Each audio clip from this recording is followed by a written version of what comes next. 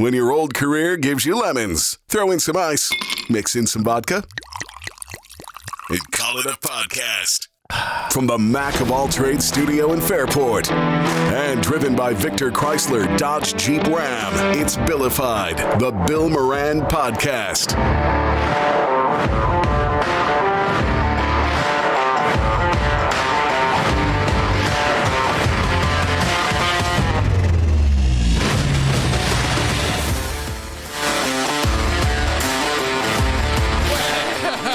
Hello and welcome, yelling.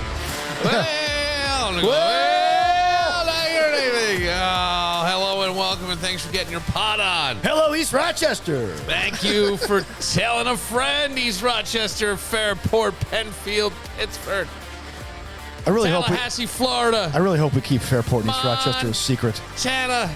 Oh, yeah. Yeah. Well, I feel like East Rochester still is a bit of a secret. It is. Yeah. A little piece of grease that broke off to the east side. Wow, check this out. Danny is here tonight, and kind of a weird news. Charlie Kirk, Jameson came running out of his room and goes, "Oh, my God, look at this." And it was Charlie Kirk getting shot in the neck. Saw the video? Yeah. I saw the video. I didn't even want to. It just came across, and I was like, oh, my gosh. And it shot him in the neck on campus in Utah. It looked like there was a large contingency of people. Yes. They don't have the person who shot him at this time of the recording. I thought they got him immediately. No, they said they thought they didn't. They had some old guy. It wasn't him. Who was screaming, "This is my rights, my rights," something like that. And turns out they don't think it was that guy, so they're saying that the person's still on the list. Whoever it is a hell of a shot because they said it was from 200 yards away. So it's a marksman of some kind. Look, I mean, I have a lot of thoughts on this because I think there are a lot of people who didn't like Charlie Kirk just because he was smug. He would go out and kind of. He was smug? Yeah. Oh, yeah. 100%. I didn't get smug from Charlie Kirk. Yeah, he was always right, especially because he was always right. Well, but see, that's smug because he's doing it in a smug way, and he's not always right. And he used a lot of racist language at times. I mean, I have a whole video that someone sent me a while ago, way before this, of him yelling the Chinese slurs at a Chinese student on a stage, like getting up and screaming. Well, that's not cool. Well, that's what I'm saying. So I think there's I've never seen any of that. Yeah, I haven't. I've only because I've only come to know who Charlie Kirk was in the last 8 months. Yeah. So, but he's a 31-year-old conservative guy who is a very against DEI and things, and really just says, but he'll say things like, this is the stuff that I think it becomes provocative, inflammatory, and it's done for entertainment. But obviously it went too far. When he says things on stage or at college campuses, when I see a black pilot, I really hope that they're the best for the job. Now, what he's saying is DEI shouldn't be in existence. We should have the most qualified person no matter what. But by saying the black pilot, you're just inflaming people. You are just absolutely 100% trying to get under their skin. There's no other way to say that. If you said, I see the pilot and I hope it's the most qualified person for the job, no qualifier on what the pilot looks like, it's a different story. When you say black pilot, Danny, you cannot argue in any way, shape, or form that that's not inflammatory and trying to get under somebody's skin. Well, I've heard people say, I hope I see an old pilot. Yeah, for experience. Yeah. If I see a young pilot, I cringe. I've heard that. How is that any different? Well, because you're saying that the black person isn't as smart, is what you're saying. No, I understand that. It's inflammatory. But the thing was like that, and I don't agree with that statement at all by any means. Yeah, what I'm saying, though, is that, like, I mean, he would say stuff like that. Yeah, it would inflame people. It was inflammatory. Right? Yeah. But the point is, like, he would say that about a lot of different people. He would say, right. His whole thing was, like, look, meritocracy. Yes. Period. Yes. Doesn't matter who you are, what you are, right? If you're the best person for the job or the best person for the role, then you should have the role. There shouldn't be any shortcuts. Nobody should move to the head of the line because of any other qualifications. But my point is that you have to remember he's an entertainer. He's trying to get views. Yes. Yeah, of course. Yeah, he's like a radio host. So he had that. But what I don't like sometimes too is like people getting so angry or so impassioned. In academia, there's something called a peer review. And what a peer review does is it basically takes a research paper you wrote or research you conducted yourself, and it rips it to fucking shreds and pokes holes in it.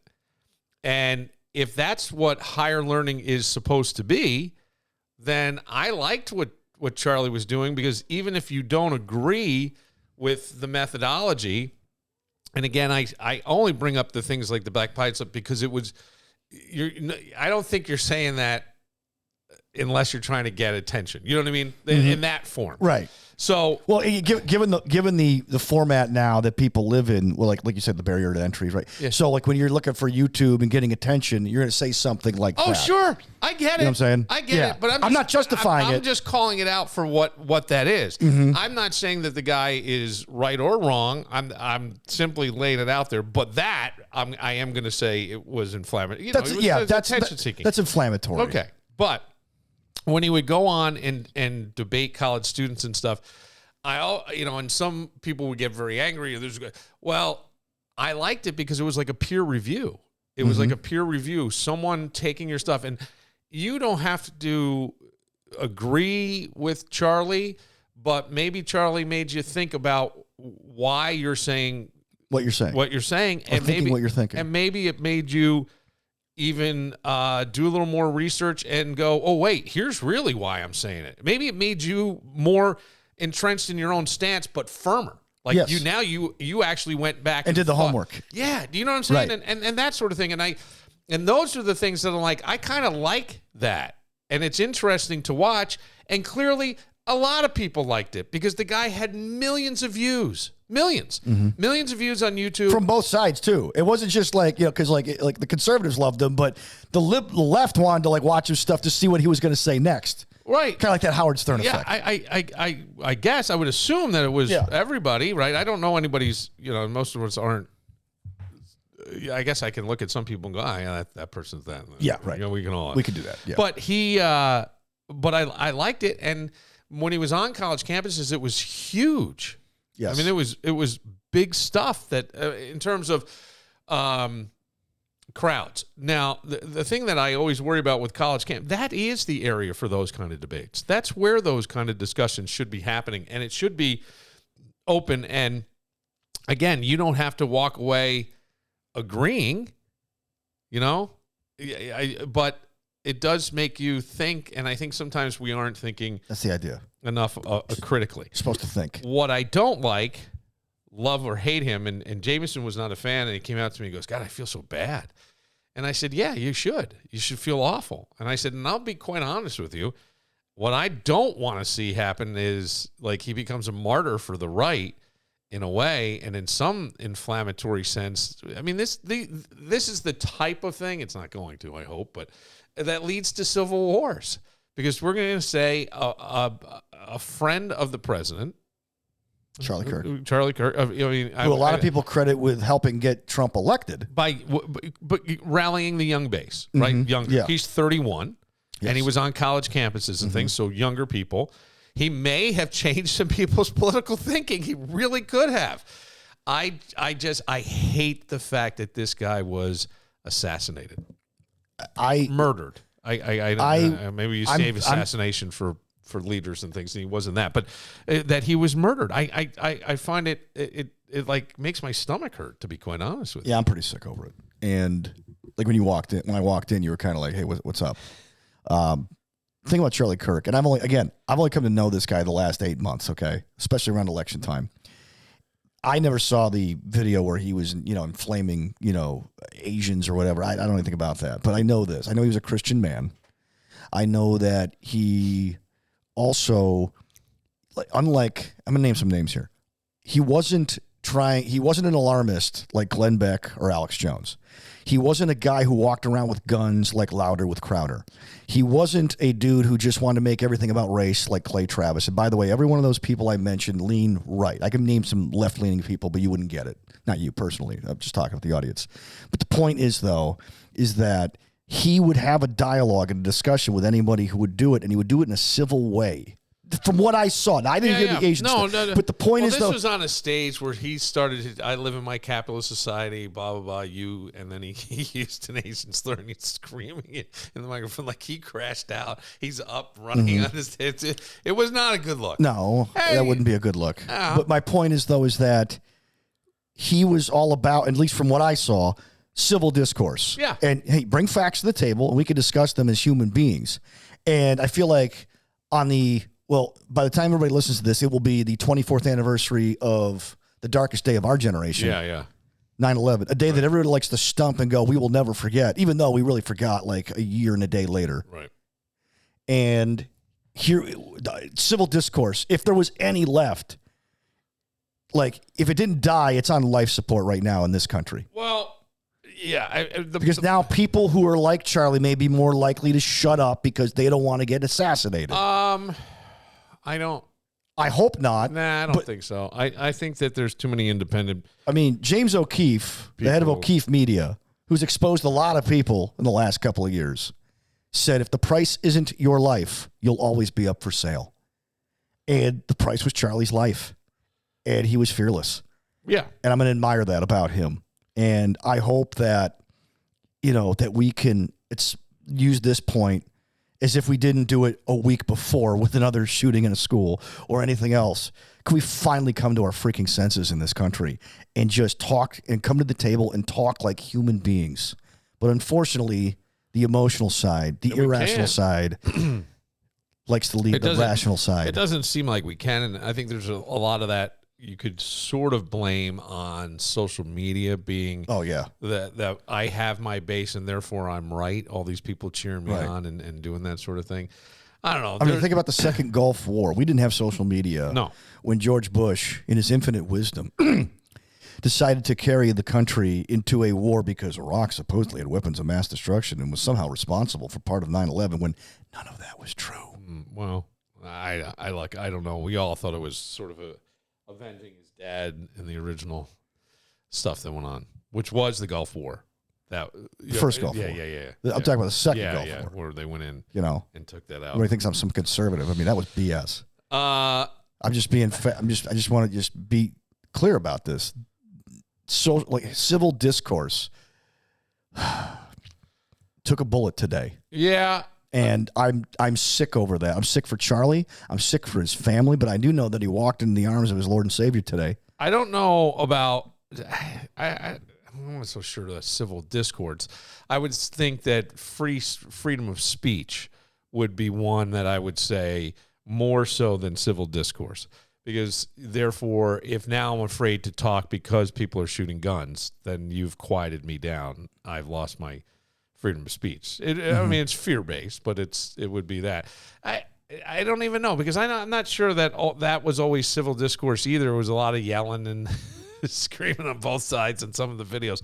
Either way, just somebody who made you think and challenged the way people operate, I think is a pretty good thing overall. But I saw the video, and I didn't even mean to look for the video. Yeah, I was looking for other stuff, and I'm like, oh my gosh. Yeah. I thought it was fake at first. I mean, I did. I honestly. Then I had to go Google it, and I found out. So yeah, go ahead. We'll lighten it up a little bit, Danny. Just a little bit. Mm-hmm. I had somebody wrote me. Oh God. What? Go ahead. I just have people texting like crazy. A lot of texting the show or just texting you? Both. No, me. Okay. Me. Yeah, because we're not live. Okay. I haven't been going live. All right. Somebody asked me about that. Yeah. Tell Billy I miss him at 6:00. Who's that? I think his name. Well, we could go back to it. He goes, bro, 6:00, man. It's like the news. I turn on Billy. Where have you guys been? I've been running. I'm not home at 2:00. Oh, yeah, that's true. Is it? No, it's a guy named Robert. Oh, okay. He's a huge fan of the podcast. Okay, well, then I guess I should go Loves back. your work. I guess I should go back. I don't know. I hadn't, but I got a. It's just one person's opinion. That's all. No, but it's there's been a couple people. Okay. When I say a couple people, a half dozen, not half dozen, closer to a dozen. I've mentioned that, which isn't a lot, right? So I just go, I'm not sure. Right. Yeah. But we did a lot of stuff, with radio and the Wii stuff, and I got this email saying that this person really liked the episode with Bull and Soldier. And oh my gosh, the Wii's talk here has been great. Did you? Okay. So it's been fantastic. I got thoughts too. Somebody sent me. Not that you care. There's a guy named. Oh no, I do. Not you personally, but John Wellington, better known to 5 million followers as the Dad Bod veteran. Okay. And he's local, I guess, in the Navy. So I went in the Navy. I went to his TikTok page. Let's see if I can. Are we still recording here? Yes. Okay. I want to make sure. I went to his TikTok page, and he talks, I think, with an accent, but like he duets. I don't know how to. Well, I guess I do, but he duets videos or comments. So you'll hear like this woman talking, and then he comments, but he talks with an odd accent. This is him. Wait, this isn't the right one. Let me see. I want the one with the. Where's the one that I? Oh, right here. Here we go. Straight out of my asshole if I'd let him, and I hope that kind of love finds. Wait, hang on. What? Let me see. My husband would eat a peanut butter and jelly sandwich straight out of my asshole if I'd let him, and I hope that kind of love finds each and every one of you. No, he's just standing there staring. Look. Here it goes. Just because you've prepared a culinarioscopy for your husband doesn't mean that he actually does love you. It may mean that, number one, he has a sick affinity for peanut butter and jelly sandwiches, or number two, you're not properly putting them on a plate for him. Either way, if the missus ever expects that from me, and if she quantifies that as love, I can tell her she can go pack a lunch, peanut butter and jelly sandwich included, and take a hike. Because I don't love her like that. And to be honest with you, that is not a demonstration of love by any stretch of the imagination, no. It's something much, much, much different that you really don't need to share with us on the internet, to be honest with you. Right. So he's a Gen X guy.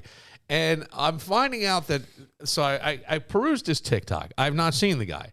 The man has anywhere from 28.8 thousand views on videos to 1,350, right? He's all over the place, but mostly higher. And then he was part of, I know, who's the guy who does song lyrics? He's a Gen X guy.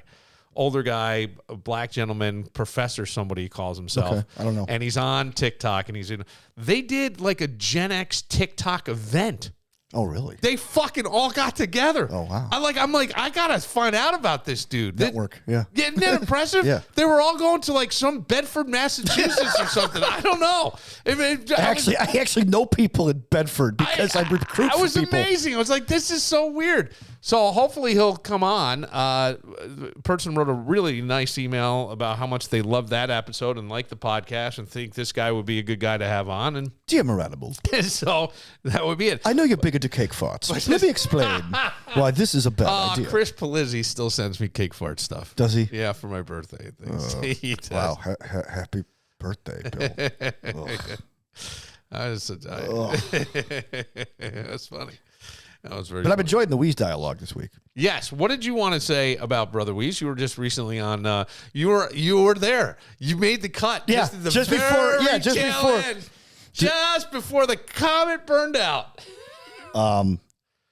Back in 2006, my pal Brad Davies took a job in Houston, Texas. Yeah. And he was the first midday host to ever knock Jim Rome out of number one. And then Rome kind of subsequently fell from grace from there. Not fell from grace, but he just isn't as big as he used to be. And that was the first nail in the coffin. But somebody had to replace Brad Davies at WHTK, and that person became John DiTullio. Well, John DiTullio had to come from somewhere, and he came from Brother Wheeze's show. Yeah. So I go to John. I go, hey, listen, you got this show. I kind of wanted to do it, but you got it. Congratulations. That's cool. Are there is Wheeze looking for somebody to replace you? Because I'd love to. Yeah. And he goes, oh, Daddy, yeah, let me talk to him. And he and Rich the Ram fan went to Brother Wheeze and told him about me. So Brother Wheeze meets me out at TC Hooligans in Webster, and we start talking. I remember this. And he introduces me to Scott Metcalf, Yeah. And a few other people, Tony D, The late Tony D, the late Scott Minecraft. And he goes, bro, let me bring you in for an interview. So I have to meet with Stan Main. Yeah, and Stanley liked you. I mean, well, at first I wasn't so sure. So I'm sitting there, I'm dressed up for a radio interview for the Wii show. That's what you do. I don't have a tie on, but I'm looking respectable. Yeah. And then Stan Main comes off the elevator, and the receptionist goes, this gentleman's here to see you. His name is Dan Borello. He goes, who?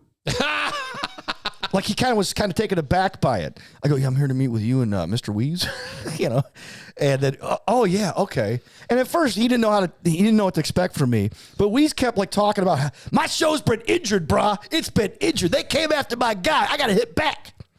So Stan's like, well, what do you do? I go, well, I host a Sunday talk show. I produced the Wham Morning News. I produced this other show. I did traffic. I do all these other things. And he goes, Billy needs help. Billy needs a lot of help because, we got a pretty expensive show and nobody's doing anything except Billy, right? And from the looks of things, I got the impression, nobody was working but Billy. And he goes, and Stan Manning goes, that might be your in. That may be your in. Let's see if we can talk. So they couldn't hire me because the merger. I had nothing to do with it. I didn't even meet you yet. No. They couldn't hire me because there was a hiring freeze at the point. Entercom had bought CBS at that time, those stations, so they couldn't do anything. Right. Then when I got let go by Clear Channel, Bob Lonsberry wrote Weeze a nice letter on my behalf asking me to, asking if he could take me on. And he told me to say, and we said, we're still stuck in a hiring freeze. Yeah. But then years later, after I'm out of radio and I got no public champion and everybody else in radio basically told me to go F off. Because once you're out of radio, you're a leper all of a sudden. Well, at least I was. I don't know about you, but I was like a leper. I have no idea what I am. I really don't. I never cared enough. But at least you had a fan base. Yeah. And a following. I had me. That's true. But I had me, Billy. I had me and Jesus. That was it. And the one guy. Jesus, take the mic. The one guy who applauded my work in the Times of Wayne County was Brother Weeze. And often I get texts, bro, Weeze is talking about you. I go, what'd I say? He loves it. I don't know, but he loves it. Yeah. And that meant a lot to me. And when he called me out of the blue one day, I could tell Tertulia wasn't on the show that day because he did a sports take. Yeah. It was about the Bills-Bears preseason game. He was, are we in trouble? And I'm like, no, we're not in trouble. But it was an honor to get his call. And he was a champion of mine. And I really appreciate at least my writing. And I never got to work with him. Yeah. You did. I worked obviously on the show with you that competed against Weeze when he went over to the other station. But he's the man. Yeah. And I wish he would have gotten a better send-off. I just think that you can't have. I know why it happened. Yeah, I know. I understand why it happened. It's radio. Well, that sounds so callous and sort of simplified, right? Dave Kane retired. Dave Kane got a key to the city. Dave Kane got a send-off. Dave Kane, concerts. And I'm not saying that Dave was not deserving. He got a 401k. Please understand that. What I am saying is that Brother Weeze was there, I think, a little bit longer and had a bigger impact. He is in the National Radio Hall of Fame. And it goes back to the if you want to, you will. But the problem also is that corporate radio has gotten so big and they have given one person multiple jobs. It used to be. Well, you had like 600 jobs before you left. I had a lot of things happening when I was there. And radio, the joke used to be, do your 4 and hit the door. Like it was a 4-hour shift. Yeah. You were in, you're out. Like people would leave. It was a dream job. Yeah. We used to joke. That's why we all got into it. We used to joke with that people could catch themselves in delay because they fucking ran out of the building so fast. Because you ran in like a 30-second delay or whatever. Yeah. But look, I understand that. And so now you've got like a market manager in Rochester who's seeing all the way down the thruway. Right. And you've got managers in Rochester who are also managing people in Poughkeepsie. And you've got people. And so it's all these people doing so many things. And there's nobody there that understands what it takes to put something like that together. And I said it, and I think that Mark asked me who could do it. And he said, Stan Main. And then I said, yeah. And I said, but actually, no, me. I could have done it. And I know that may sound arrogant to people, and I don't mean to sound like an arrogant asshole. But when I produced his show, it was great. And there were ways you just had to put, I think like him sort of. So there was a way to make all that work. And there would be ways to line up the guests, to keep it a surprise, to get the money, to fly them in, to have, you know what I mean? And just do this 1 year long send off as though you just announced Stephen Colbert will not be back. Right. You know what I'm saying? Mm-hmm. And I think like that should have been done. It wasn't. But I do think like there's so many moving parts. He's not always in town. He does the show remotely. That wasn't a secret. So, sometimes he was here and he was coming into the building, but I just think like it was mismanaged. It was mishandled. And so it became a very, very ugly scene that day. And you go back to business versus the rest of us. And when I say business versus the rest of us, it's business versus emotion is what I'm really saying. Business is cold. They're not making money. They had to make a change. And it had nothing to do with Weeze. He was coming to the end of his contract anyway. Had to do with the station as a whole. They weren't doing well. They had a great show in the afternoon, and then they never had another great show in the afternoon after Kimberly and Beck. They didn't. They just never had one that held the ratings. And so that was a big chunk, man. What are you going to do? And you lost, they moved. I wasn't there, but all those things were the part of it, and they couldn't hold it together. And that's it. I hate seeing voices be silenced. I don't care who the voice was or whatever, but they were local. That to me is an important thing. But outside, and I know I'm repeating myself for people who've listened to the other episodes. Apologies. But outside, no, that's right. Outside of that, I just think that, it becomes it's a business, man. And if they're not making money, they're going to find a way. The shitty part about that is there's no way they didn't know for months on end because they had to do a music test. There's all kinds of shit. So it's kind of shitty that you're going to blindside people. You're affecting their lives. You're doing all that stuff. And BJ laid it out pretty good. Yes, he did. Yesterday. Oh, I encourage everyone to go back and listen to that one. I got somebody who's like in a radio match going, I woke up this morning and I opened goddamn TikTok and you had it there. Now, the problem was I had, I'm going back for the Masters. I retweeted that one. Or reposted it on Instagram. Yeah, of course you did.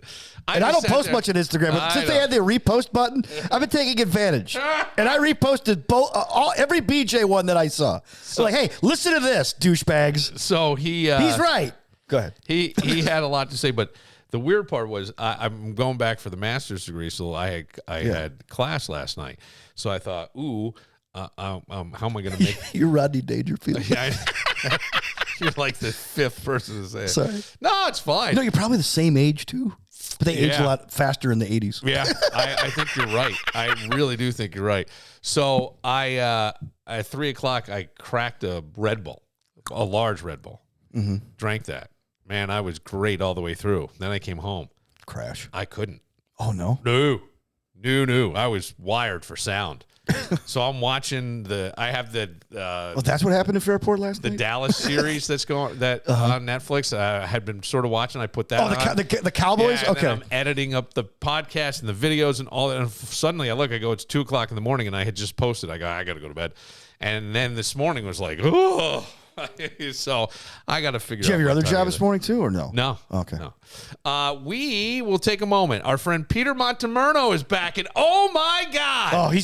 Dude, I can't. We got a lot of thoughts about. I'm sure. You know what? We have not really talked much about this. No. On any podcast this week, because even on Monday we had a swinger coach on, and so that was. That kind of took over any football. I'm glad I missed that one. Yeah. Pigskin condoms or pigskin footballs. But we'll talk to Peter and get the thoughts and go inside the mind of Dan and Peter and figure out, hey, a win's a win. I mean, come on, man. No one saw that coming. No. I got a lot of thoughts. So we will get to all that right after this. Mac of all trades. Leaky faucet. Wall that mysteriously has a hole in it. Kitchen looking like it's stuck in the 90s. Mac of all trades is here to save the day. No capes, just expert repairs, remodeling, and handyman services that get the job done right. Call them today at 585-202-9218. That's 585-202-9218. Or visit them online at macofalltrades.net, because every home needs a hero. Mac of all trades. Hey, if you're looking for a place that's more than just a market, it's a game changer, you've got to check out Palmer's Direct to You Market, right on 900 Jefferson Road in Henrietta, and of course online at palmersdirecttoyou.com. And here's what I love. You can hop on their website, not only see the weekly specials, but under the Learn tab, they've got tons of recipes, tips, and how-to guides. And with football season here, their game day recipe roundup loaded with fun ideas. Chicken wings, dips, crowd pleasers. You're going to be the MVP of any watch party by going to palmersdirecttoyou.com and clicking on the Learn tab. And the experts at Palmer's, they're incredible. I actually learned how to air fry bacon from them. Pro tip, you lay a piece of bread at the bottom to soak up the grease. Brilliant, right? That's a Palmer's tip. They've also got guides for busy back-to-school nights and how to properly freeze and thaw beef for easy meal preps so dinner doesn't feel like scramble. And it's not just recipes. The market itself is unbelievable. Certified Angus beef, burgers, plump chicken, fresh fish, and one of my personal favorites, the Jamaican Me Crazy coffee. Oh, it's so good. So whether you shop in person at 900 Jefferson Road or online at palmersdirecttoyou.com, you're not just buying groceries, you're getting expert advice, fresh food, and a little inspiration to make mealtime better. That's Palmer's Direct to You Market.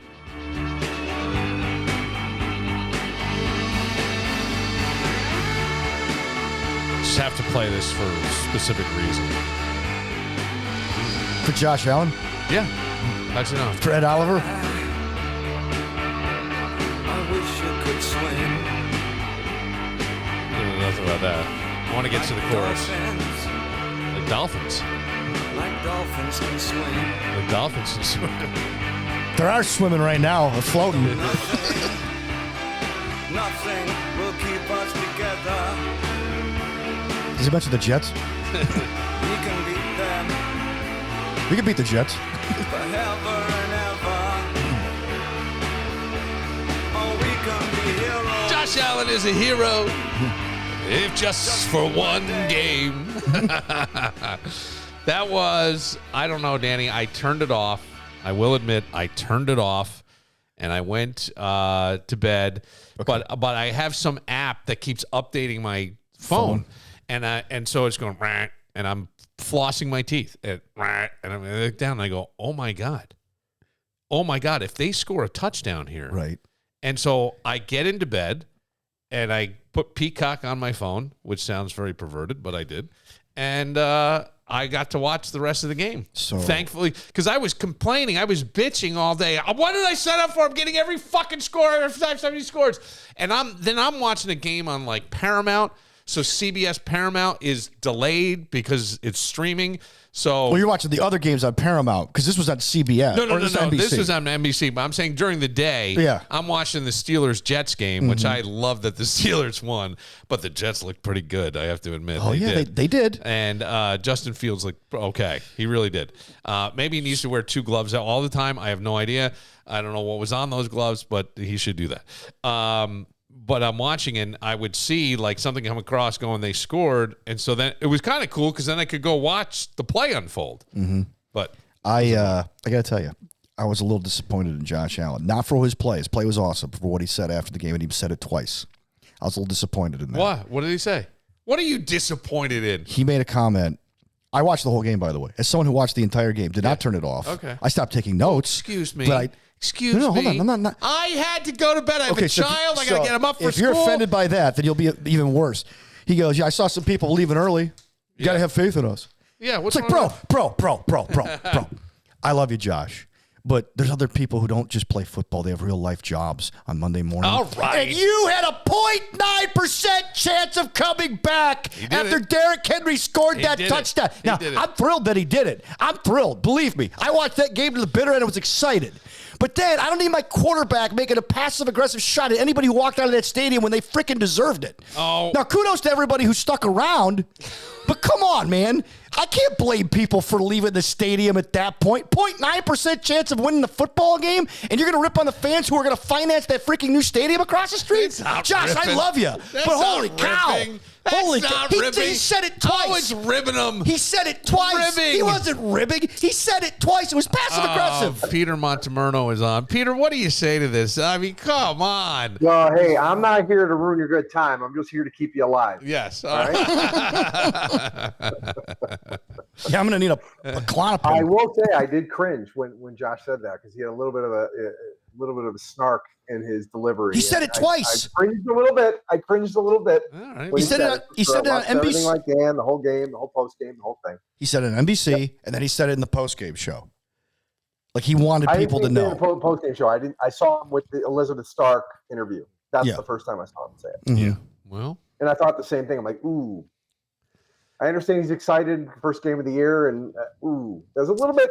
Hey, look, I mean, it's one of these things. No one is watching that game going, they were dominated. Yes. I mean, more or less. Dude, Lamar Jackson was 23 yards in the backfield. And then he ran for 15 yards. Right. Past the line of scrimmage. And then the next play, Derrick Henry goes untouched to the end zone for 50 freaking yards. And you're going to bitch, pardon my language, about people leaving early? Right. Really? Yeah. They weren't walking out on you, Josh. They were walking out on the defense. And by the way, rightfully, in the head coach, and rightfully so. I don't know. I may have walked out too, knowing I had to drive back to Rochester in heavy traffic after getting their asses kicked because that defense got its ass kicked Sunday night. Boy, I didn't take it that I two diehard fans in you and Peter. Sorry. Nothing wrong with that. I just didn't see it that. I didn't see it like that. I saw it as using bad words. You guys should have had a little more faith in us. Hey, like that was, you know what I mean? That's how I took it. Like a little needle. You had a little bit of a, stick the knife in a little bit, stick the fork in a little bit, and turn it. If Josh Allen played defense, I would.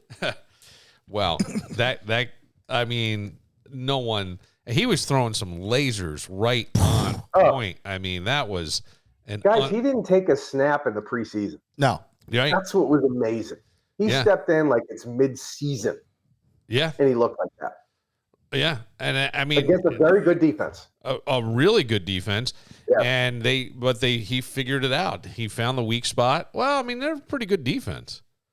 What are you making faces over there like you bit into a lemon? I don't know that they are anymore. I think their deep backfield is pretty good. They got a lot of number one picks back there. Yeah.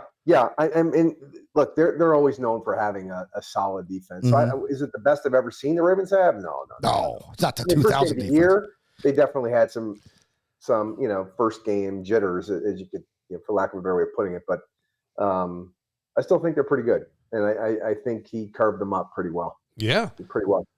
But the defense on the Bills, I mean, it's a great win for the Bills, but it's only one win. It's going to be, it's a historic win. Sure, it's the last home opener in Rich Stadium. Yes, thank you. We put a moratorium. I call it Highmark. But no, I am really concerned about what I see on the defense. I always feel like defenses get better as the season goes on. Yeah, but don't they? Yes, that's fair. But the talent's got to be there, and they have. I thought good Bosa looked like he was. Bosa looked okay. He got beat on the edge so many times. But as Peter will break down in the film momentarily, he got beat often.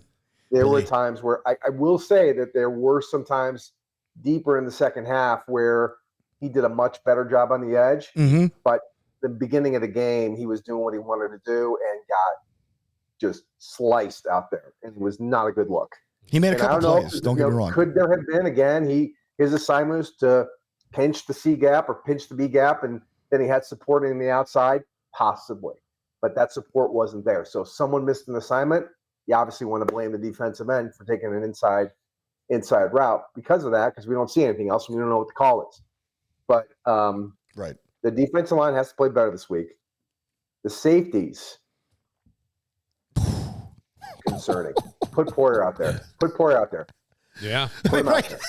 That's how bad they were. We got to bring a guy out of retirement to go play safety. Yeah. That's how bad it was. I think he'd at least have a pulse.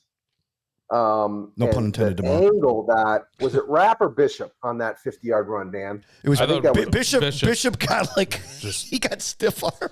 I mean on that run, but on the other one it was Rapp after Lamar's scramble. That was Rapp. That was Rapp. Right? That was Rapp. Yeah, they both got toasted. But I don't know if that was a business decision, and he looked like he was hustling hard after him. But the angle that he took, and he was right in front of him. Please don't run me over. A terrible angle at Henry. You got a And helmet cap. do you want to take an angle at him where you're going to run at him straight in the mouth? I don't know. No. Maybe it was a business decision. Who knows? But It's like Goldberg and Mighty Ducks. Just take the goal. Fine. I don't care. It was, but then the fumble, it was from that Derrick Henry fumble.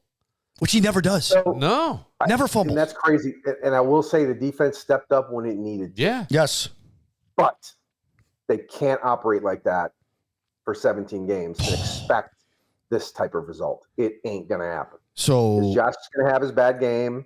Josh is going to throw his interception. I know he only had 6 last year, but he had 1. He almost threw has 3. to keep the team in the game. He's going to take chances. Right. And you got to have a better unit on the other side of the ball to support him. So right now, Bill, you brought up the idea of defenses, getting better over the course of a season. Yeah. Did you notice the scores are pretty low on Sunday? Defense is usually at this point in the year. Peter, you might be able to attest to this. Defense is usually ahead of the offense at this point because there's more synchronicity in offense than there is defense. Defense just stop them. Just stop them.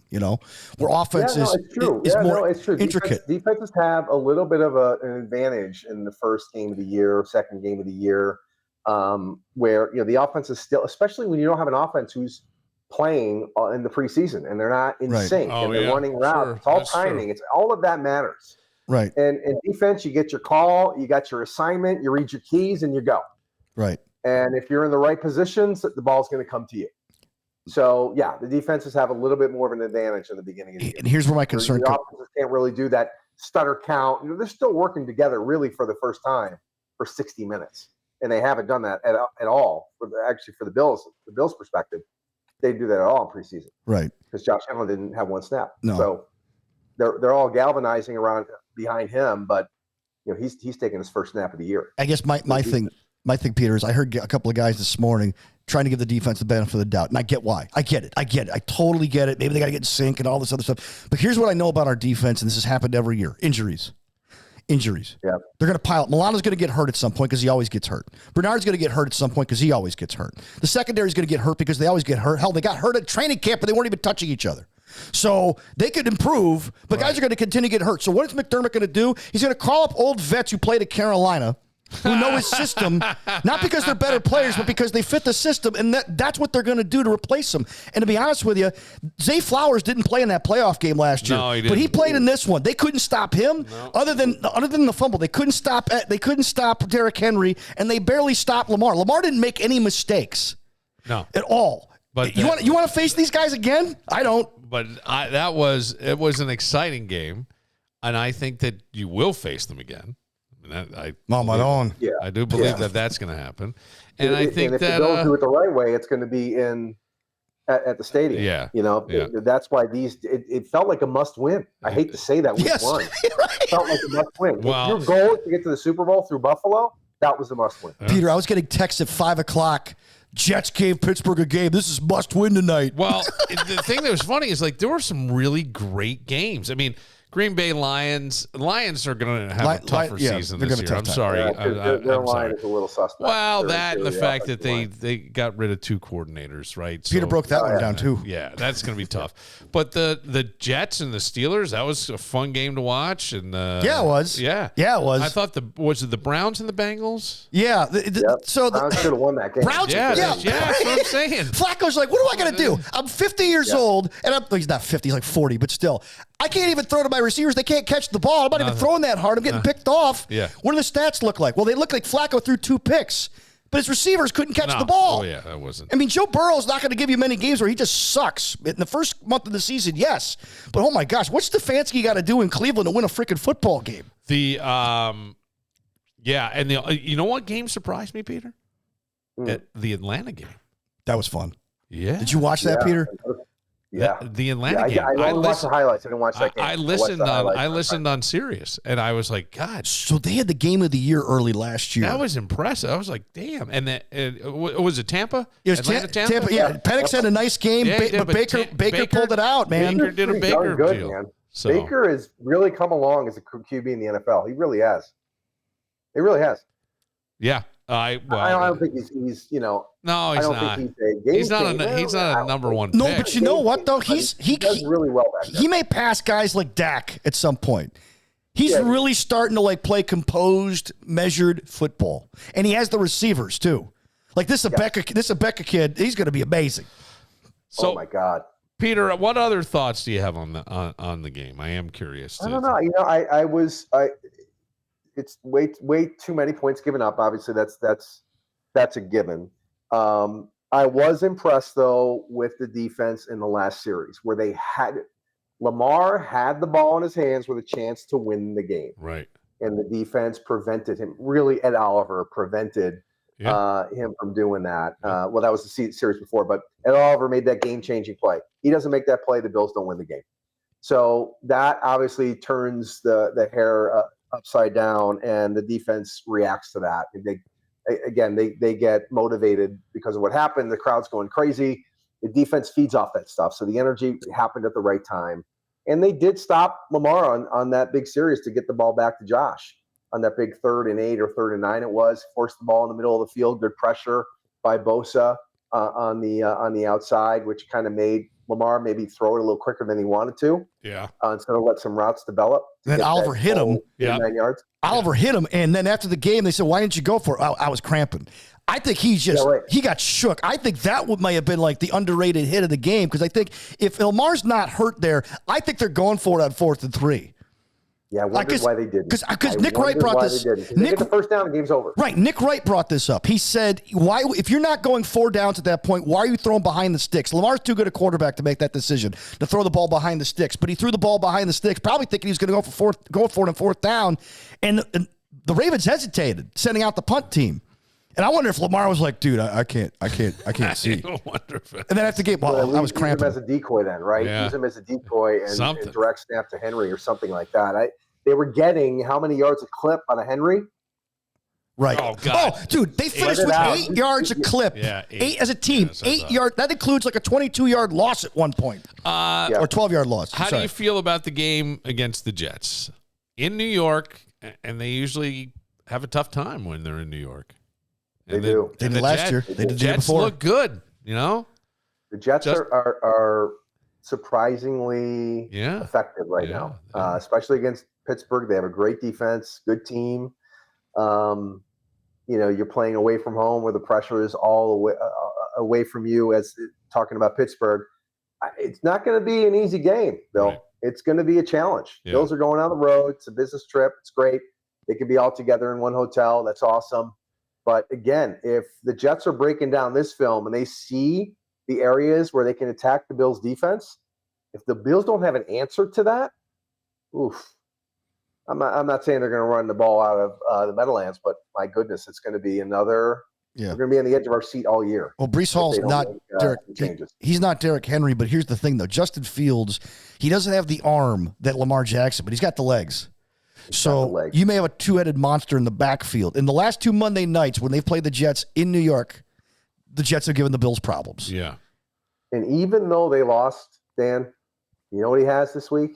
Confidence. Confidence. His confidence. And that could be deadly to a defense. Justin Fields didn't lose that game to Pittsburgh. It's Taylor Rapp and Cole Bishop. I'm sorry. Yeah. But you know who else has confidence? A guy named Josh. Oh, man. That guy. Come on. I hate that we're not talking about him enough, but that guy he's on a different level. But again, they're putting him in a position where he has to be Superman. Right. And at some point, the rescuer, that's not sustainable for 17 weeks. At some point, Peter, the rescuer needs to be rescued. Yeah. He can't play defense. Right. He can't play special teams. Right. It's all Josh. You take Josh off the roster, like they'd be looking at what the NBA would call a lottery pick. Yeah. They're a lottery team. All right. If you swap rosters with Baltimore, you would swap rosters with Baltimore in a heartbeat if you could, saving the quarterbacks. Yes. Baltimore would keep Lamar. Yes. The Bills would keep Allen. Hey, you want to trade teams? Yeah, in a heartbeat. If I'm Brandon Beane and I get that call, I'm trading teams right now. Yeah. All right. Yeah, I agree with that. I want to see more out of Benford this week. Okay. He had some head in the clouds moments. Maybe still concussed. This past Sunday. From last year. Just, again, sorry. First game of the year. You haven't played a lot. This is your first experience. Like I've always said, there's preseason speed, there's game speed, and then there's playoff speed. Right. So they haven't participated in that game speed for 2025 until this last game. So let's give them a little bit of a chance and let's see what works. But I'm telling you, It's the same story. It's the same thing we're seeing for the past 5 years, where the defense is going to be it might be the weakest link. But I don't want to go too far down that path. I know everybody's all happy and they're yeah. Why you gotta come and great? God, you're shitting in my litter box. What are you doing over there? I'm sorry, Bill. I'm sorry. That's why you have me on. No, I know that is why I have you on, Peter. That is exactly Peter right. Speaks the truth. Yes. All right, Peter. Without being too rude, I got to run to the bathroom. Yeah, me too. Oh, you don't want to have Danny and I have a dialogue together, do you? No, you can. The show will still be going when you come back. Well, we have guests waiting too. I apologize. Okay, all right. But we'll catch up again next week. Thanks, homie. You want to score? Yes.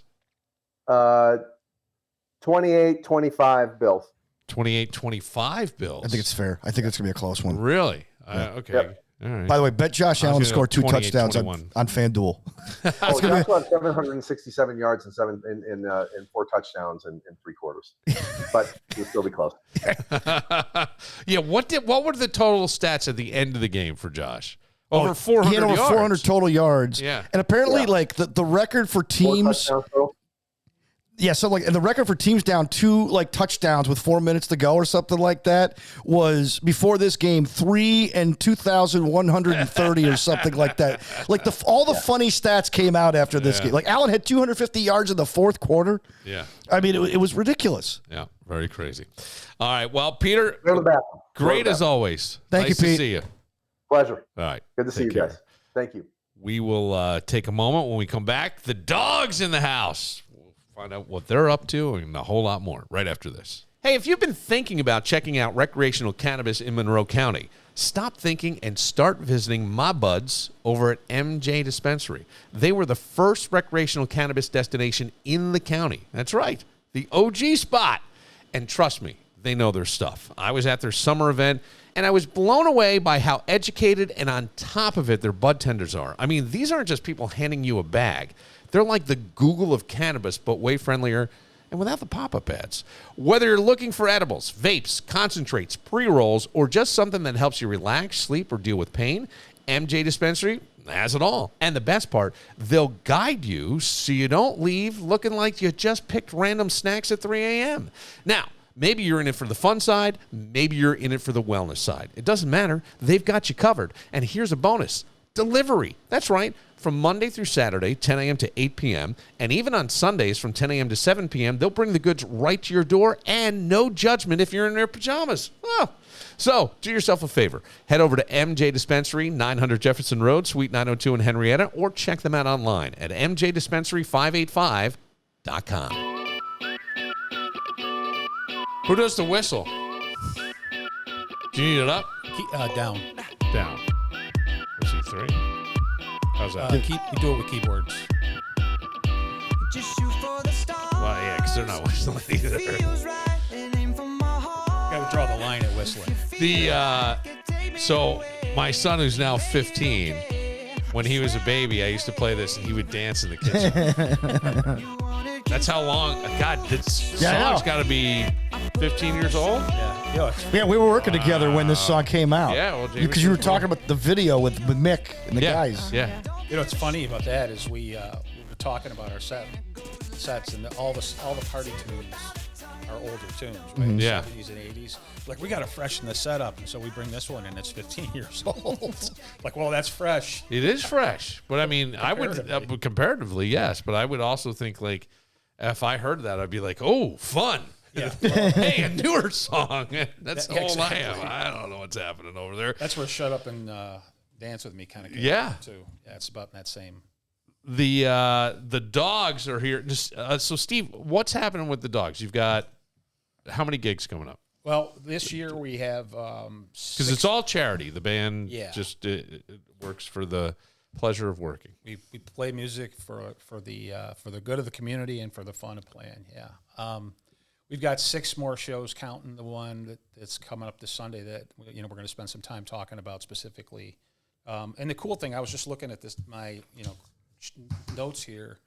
5 of the 6 are directly focused on organizations which benefit children. Yeah. And I think that's one of the things that we've kind of found over time. Working with orgs like Best Buddies, which is the event we're going to do this week that my friend here, Lindsay, will talk about.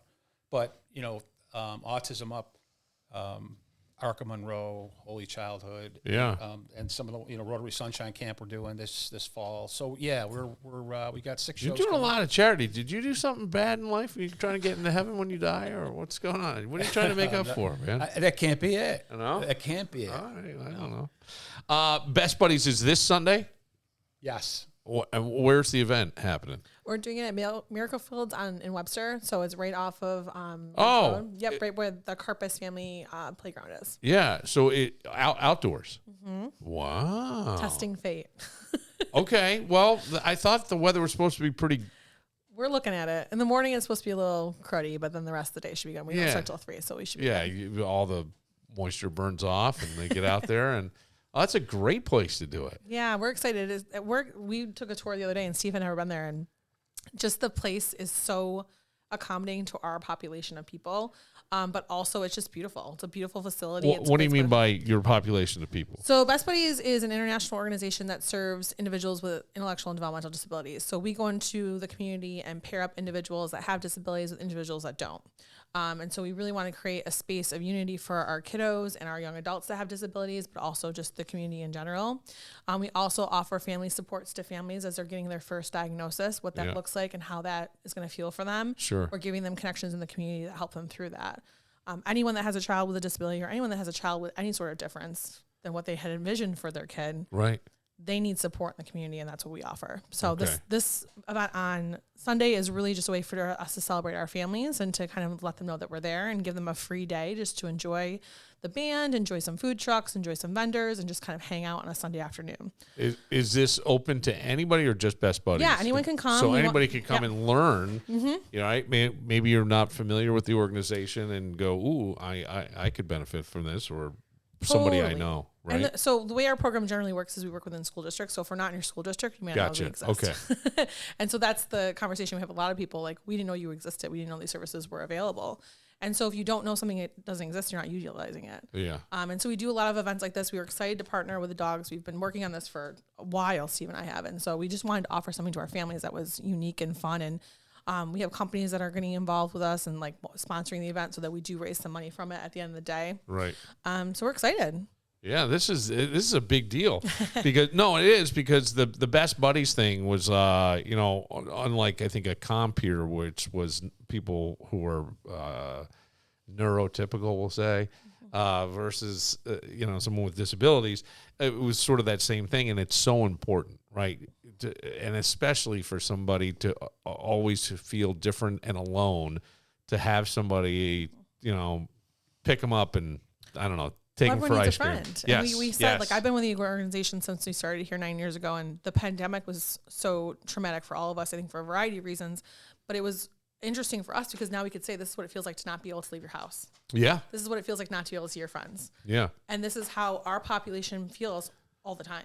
And so how can we change that dynamic and how can we make things work better for them? So that's been a wonderful kind of blessing, but also kind of it's really kind of helped our cause long term, I think.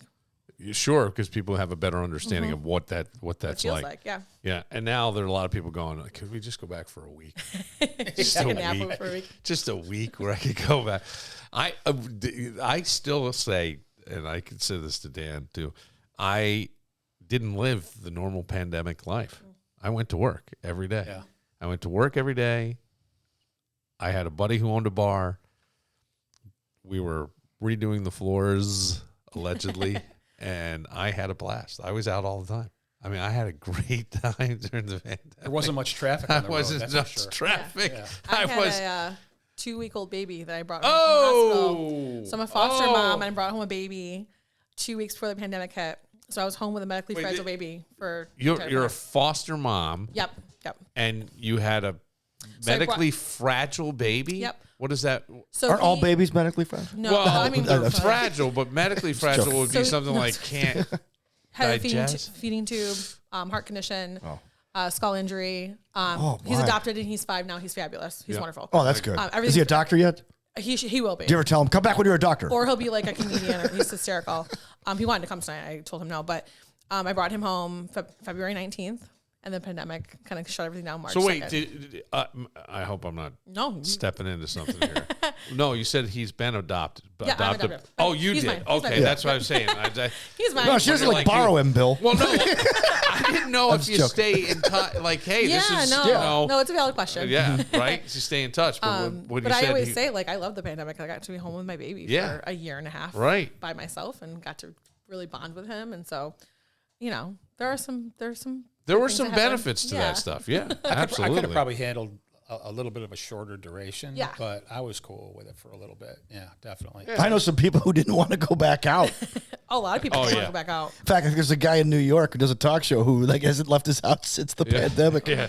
Other than interview Keith Richards, I think that was it, or President Biden. We know who we're talking about. Yes, This is Lindsay's org is exactly what, like, center cut to where we want to be in terms of the kind of organizations we work with. I mentioned so many of them are focused around services for children, and we've always said, and I've talked about this on the show a couple of times, but raising money, helping to raise money is kind of like our mission, right? But what has come about over the course of time is that we've sort of found that maybe fundraising is one, but 1A is definitely helping raise awareness. And you mentioned that either people really know you or they don't know you at all. And we find that with a lot of organizations. And so if we can, be part of something that helps raise awareness, if one person shows up because they know us and they learn about you, one person that knows you learns about us, man, that's the partnership. That's pretty good. So you've been practicing and driving the family nuts? No, we don't. That's a great segue. You're amazing. So one of the things I always want to call out is the folks that work with us, right? And so to the point about practicing driving people nuts, we get practice space from our very generous friend Tom Bruce at 75 Stutson Street, and so I have to call him out. Oh, so you're way down by the Charlotte.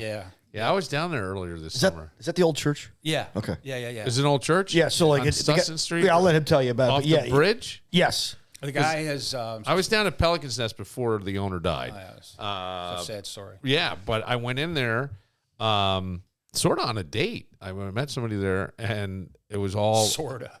I don't know. Hopefully she's not listening. I don't. No. It was a great date. What would that person say? Was it sort of a date? Here's the thing, man. I have no idea. Okay. I don't know about this world. I haven't dated a whole lot, and I did go on a date, and she still talks to me. So I figured, fuck. Oh, excuse me. I was doing all right. I guess we're still friends. Nah, it's good. Yeah, it's good. But I went down there, and it's such a beautiful spot.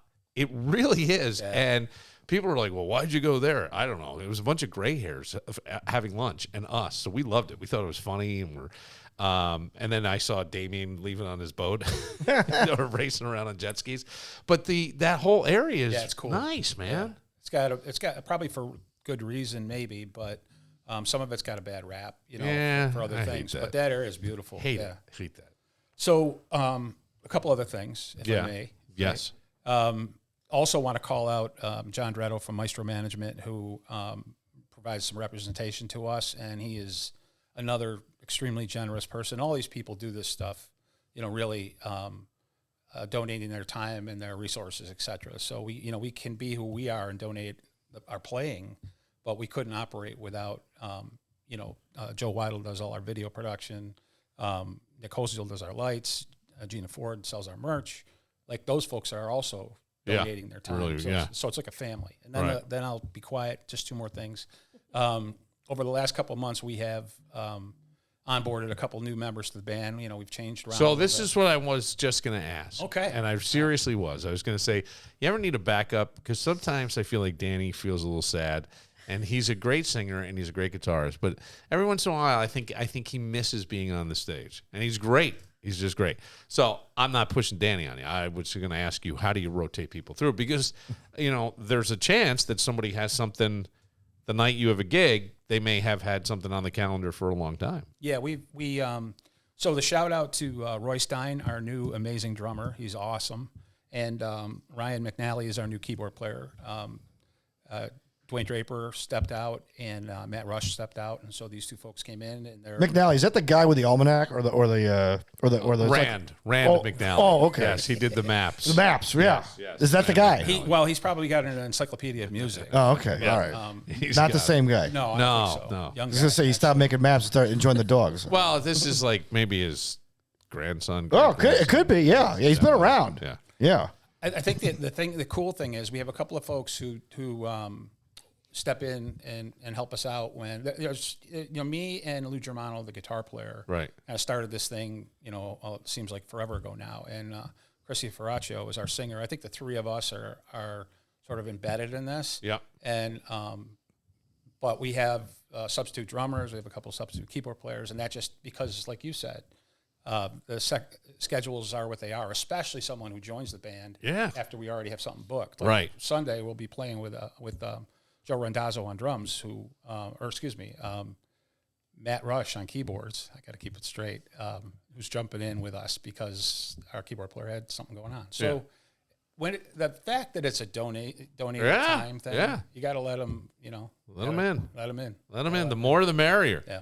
How do you become a volunteer if somebody were looking to be a Best Buddy volunteer? Is Come that Sunday? From Sunday? No, but we're really easy to find. It's just bestbuddies.org, and you can kind of go on there and find the different programs that we offer, and we're really easy to kind of connect with. Like I said, I've been there 9 years, and we. How did that happen? So long story short, my aunt had Down syndrome. So growing up, I was always part of an inclusive environment. Became a school teacher. Was inclusive. Where are you teaching? I was in Brighton. Okay. Yeah. And then went into the for-profit world and did that, and then realized that was not my calling. And I knew of Best Buddies because Best Buddies is founded by Tim Shriver's brother, Anthony Shriver. So Tim Shriver runs Special Olympics. Yeah. Their mom founded Special Olympics. Yeah, so it's all part of that family. And so I had known about Best Buddies, and they were opening an office here. And I applied and been there ever since. Wow. Do you run it? In this region, yeah. So I'm the director for all of Buffalo, Rochester, Syracuse, Binghamton. Wow. Schenectady over is what we usually say. Schenectady over. Yeah, that's a big territory. Yeah, that's a lot of over. Yeah, you gotta that Hudson River. I know. Well, that's right. Yeah, that's a lot. There's a lot. Yeah. So I'm in a Schenectady state of mind. Do you have to go to all their events and stuff too? Yeah. So we run events we do a lot of events in Buffalo. A lot of stuff in Syracuse. We're having a big event in New York City in 2 weeks. We're doing a big cycling event. Yeah. So we do that kind of stuff. We do a lot of events. Maybe we could call Sunday like an audition for us to place some of your other out of town. Oh my God, shows. yeah, you can. Yeah. Oh, now put some pressure on the band. That's what everybody Branch wants. it out. Add some pressure. Oh, and it's 3:00. Yep. So we're after aiming the for Bills game. Yeah, we're aiming after the Bills game. So smart. Listen, so I try. smart. That was really good. Yeah, it really was, because I started to think, ooh, where am I going for the game? Oh, I got stuff. Yeah. All right, that's very good. Where's it again? The name of the park? So it's Miracle Field of Rochester. It's in Webster. It's right where the police officers are, the police station, and the town hall. So if you can't find it on a map, that's where you can find it. Oh, yeah, that's pretty easy to find. Yeah. There's a giant inclusive playground right in front of it. You can kind of see from the road. What is an inclusive? What does that mean? So that wheelchairs can go up it, so that kids that have mobility issues can So I got all confused because what? We include adults. No, I know. But, okay, so this was weird to me. I say, hey, where's the bathroom at the college, Fisher? Mm-hmm. And they go out there, and I walk out, and I see women's room, and I see inclusive bathroom, and I was like, I don't know if I'm allowed in there or not. Yeah, I wasn't sure. I would say that the word inclusive might. Yeah, but then again, it's me, so I wasn't sure. I don't know what that bathroom means, but for us specifically, no, this is what it means. It's exactly what it means. But it had a person. It had like a wheel, the wheels. So I went in and I go, oh, there is a urinal in here. So the bill goes in, and then he comes out. This guy in a wheelchair sitting there. Oh, I'm sorry. Was I in your bathroom? No. I apologize. No, I would never do that. Didn't mean to hold you up. But the inclusive. But then how come? What happens if there's a woman in a wheelchair? Does she go in the inclusive bathroom? Yeah. Oh, so it's for everybody. And then the women. Wow. Okay, I couldn't. Bill, don't you people have catheters? No. I'm joking. This is what I'm saying is like I go. But this is why we exist. Organizations like us exist. Well, because we can ask us questions. We can answer them. I'll walk into any bathroom. I once not proud of this, but I will say. I once got busy in a Burger King bathroom. Remember the Humpty Dance? No. Yeah, yes. I once in college had to go to the bathroom so badly, and there was a girl in the bathroom, and I just busted in and peed in the sink while she screamed on the toilet. And I go, don't worry about it. It's the sink. I'll just wash it down. Yeah, it's like a Bills game. It's no big deal. So I don't care who's in the bathroom. I just didn't want to make anybody else uncomfortable. That was my confusion. That was my confusion as I went, this doesn't make any sense to me. There's a women's room. There's an inclusive bathroom. Where's the dude's got to go? Because I don't know, and I don't want to be walking into some bathroom right here. Oh, you should be in here, which has happened in my life, and I don't want that. Yeah. So the Miracle Field is a completely inclusive baseball field. So individuals with disabilities play baseball. They play soccer. They play freaking football. Amazing. Yeah. So they're in a really Who did this? That is founded by a man named Ron, and he's spectacular. You can look him up. He's wonderful. But that's been around for about 7-8 years. And Ron raised all the money for this because that stuff's expensive. Oh, and it's beautiful. It's a beautiful facility. But my son plays baseball there with kiddos who are in wheelchairs. By the way, they do soccer. They do football. They do lacrosse. That's cool. Yeah. Oh, I like this. I like this. So I didn't know inclusive, but so inclusive.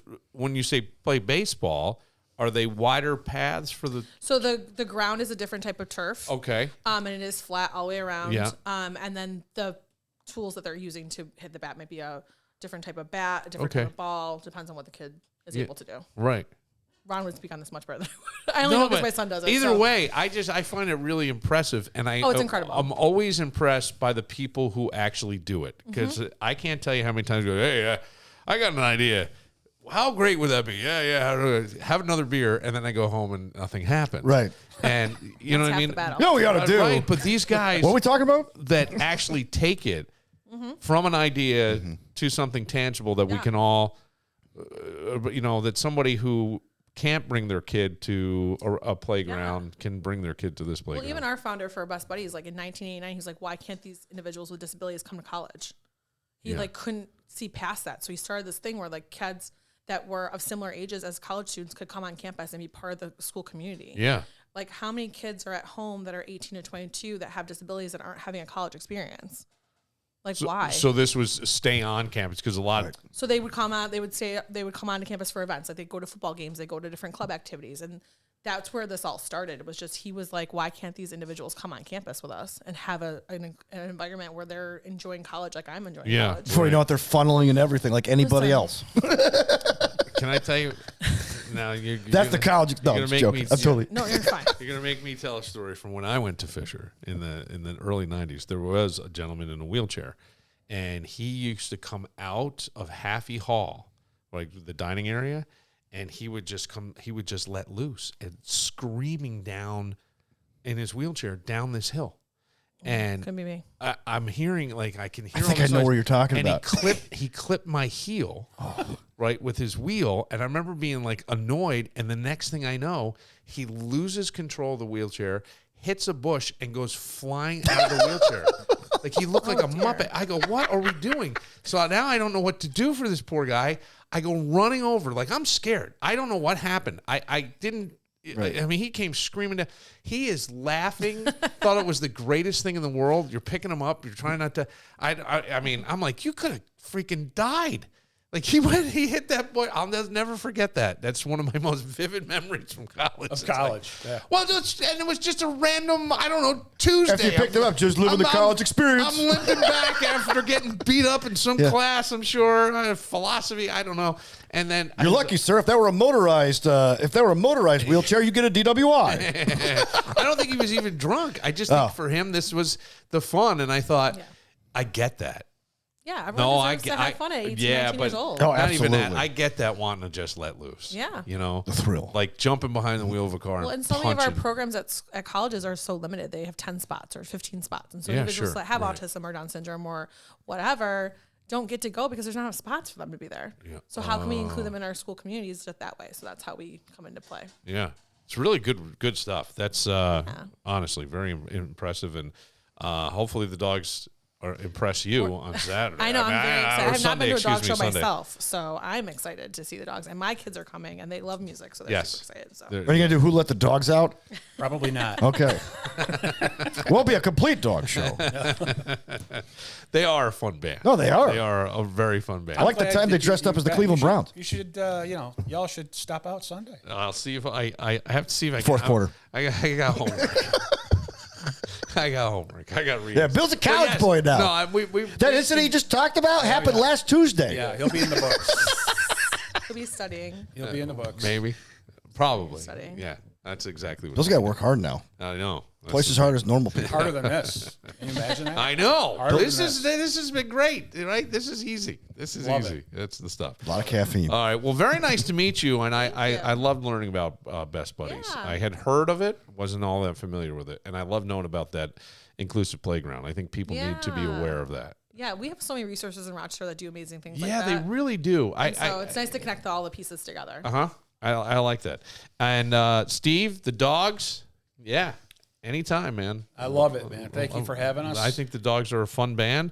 And if you're ever looking and you have a charity and you're looking for a band, it's please go look at the Dawgs.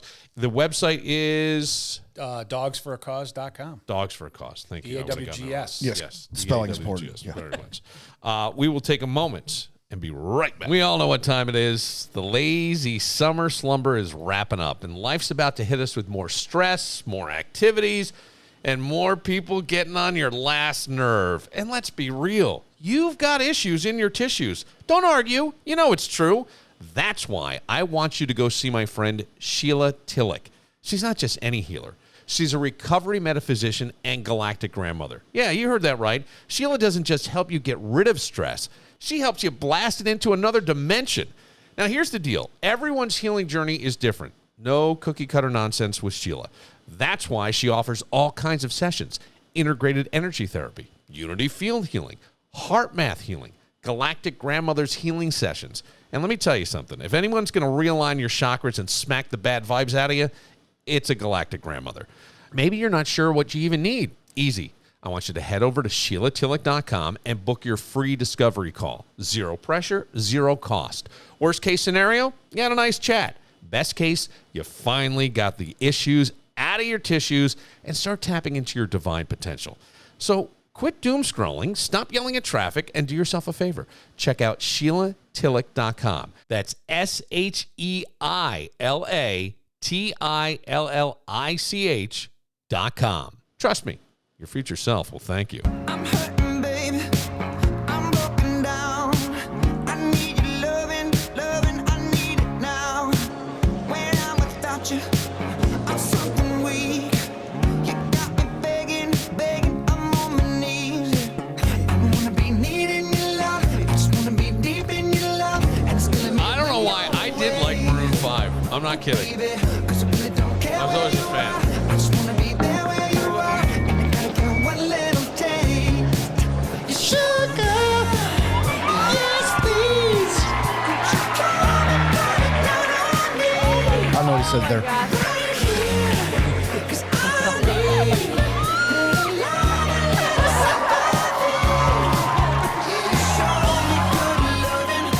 I always love this video, and everybody's like, "It's fucking set up, you asshole." But it's where they go into weddings, and there's supposed to be a band, there's supposed to be a DJ, or DJ's pushed off to the side, and people come start putting in, they put up scaffolding in a big curtain, and they're setting up behind it, and the father of the bride's like looking all pissed off and shit, and then the curtain drops, and it's Maroon 5, and somebody goes from the band and pulls the bride and groom up and says, "Just stand right here," right? Like, and they come sneaking in through the back, right? And then this guy's getting them, and he goes, "Just stand right here." So this is a wedding, right? Now they're all walking through the kitchen with their instruments and stuff. People are like, "What's going on there?" And the husband kind of stands there for a second, puzzled. Every chick goes, "Oh my God!" Wow.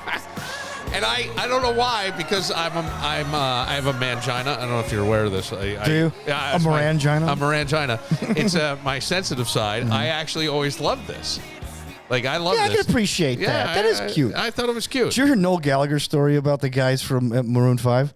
Do you know who Noel Gallagher is? I do. So Oasis is back on tour, and they're crushing it. I heard that I saw Billie Eilish and her family sing along. Did they? In the audience. They were not on stage. Okay. They were singing, taking a selfie like a lot of people do. And Rolling Stone got a hold of it. I joke with my wife that I'm like the only guy in Rochester who loves Oasis. And Oasis, so Noel wrote all the songs. So the story was he's at a party at some place, and this guy goes, I was really inspired by your music to go into the industry. Thank you. He goes, oh, great, thank you. What band you part of? And he goes, Maroon 5. I inspired you to be in Maroon 5? That shit? My music inspired that. Like Noel's irrelevant. He doesn't care, right? And so later on, they go out, and the guy was kind of offended. Later on, it was like the bass player or the guitar player. So then later on, the guy, he goes, hey, I'm sorry for what I said. He goes, whose house is it? He goes, this is my house. Oh. Noel's like, I'm partying at the guy's house that I insulted. That's awesome. That is awesome. It's hysterical. No, that would be like Noel Gallagher, he just doesn't care. No, but that was like hanging out with Wheeze. Yeah, right. Like he would just say shit. Like, oh, bro. These people. Wheeze, these people own this house.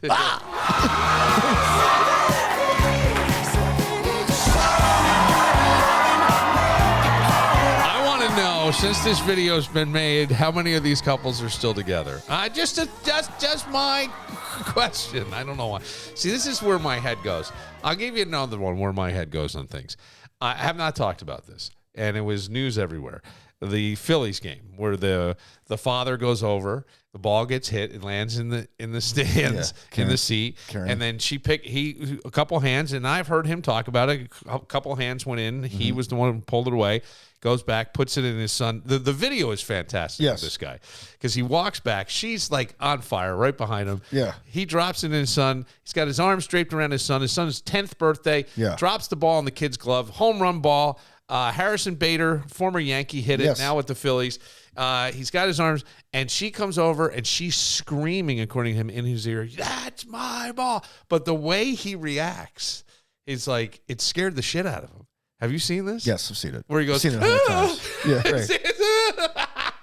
But well, you're not used to some chick out of out of a who looks like she just came out of a Subaru. No. How fucking dare you? I drive an alternative car. An alternative Subaru. Wow, that sounds pretty accurate. It's my alternative car. Yeah, well, that sums up Subaru drivers, Billy. I'll say that. Yeah, you were bequeathed a Subaru. Yes, Let's not kid ourselves, okay? But yeah, and by the way, I don't think this woman should lose her job. Did she lose her job? I read somewhere too. I hope not.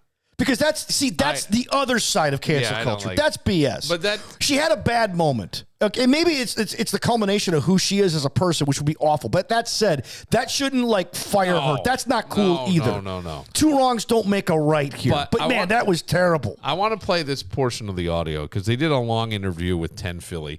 And they did the 10, I guess, a 10 NBC in Philadelphia. I got to be careful. My friend Georgia drives a Subaru. I just realized. But there you go. Yeah, I apologize. I'll tell him. I apologize. But this is, so what they do is they do a long-form interview. They take clips of it. They put it in the news. I think this interview is like 17 minutes long. It's the father and the two kids. And I just go, I hope I never react that way on camera. Right. Well, you know what I mean? You have your worst moment. Yeah. Oh, yeah. Both of them. Yeah. You're right. Not her. He the dude. Yeah. Yeah.